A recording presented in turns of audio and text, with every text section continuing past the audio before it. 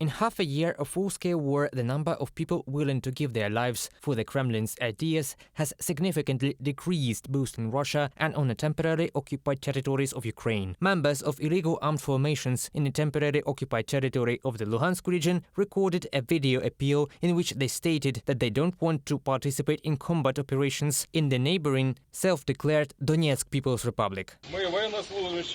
We are mobilization reserve servicemen of the battalion 2740, and we refuse to go to fight on the territory of the Donetsk People's Republic. We have fulfilled our duty to protect the Luhansk People's Republic. They are trying to drive us into the Donetsk People's Republic with threats, blackmail and intimidation.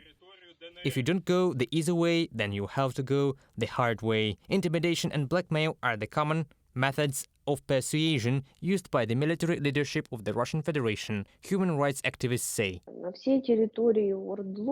On the entire temporary occupied territory of Ukraine, there are very few living and healthy men left, whom the occupation administrations of the Russian Federation can call for forced mobilization. As of today, convoys have also become stricter. They hand out summonses and load them into vehicles, bring them into military enlistment office and immediately take them to the front without any preparation.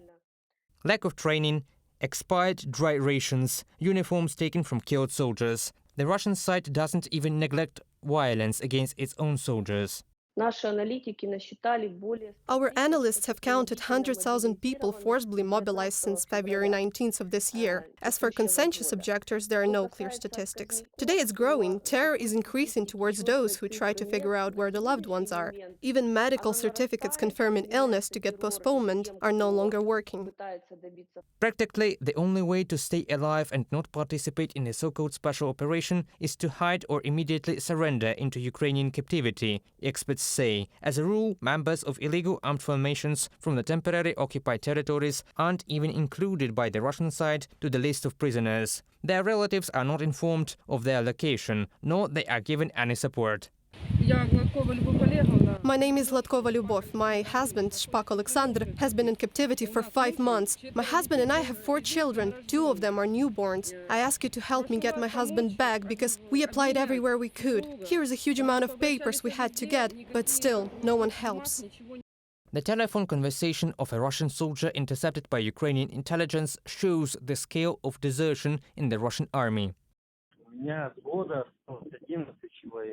There are only 11 men left in my platoon, when it has to be 30. Our battalion had 320 men. We have 52 men left. Well, those who refuse to fight, not just the wounded and killed. There's a lot of objectors. When they opened the recruitment without considering age, criminal record, or even any medical examinations, the scum poured in here, and that scum ran away after the first 2 rounds of fire. Russian military contract soldiers increasingly refuse to participate in the so-called special operation in Ukraine. But their reports are not accepted, and they are being sent to solitary confinement. This is reported by the international volunteer community Inform-Napalm. Reported by Pavlo Shtelmach, Yulia Granovska, UATV News.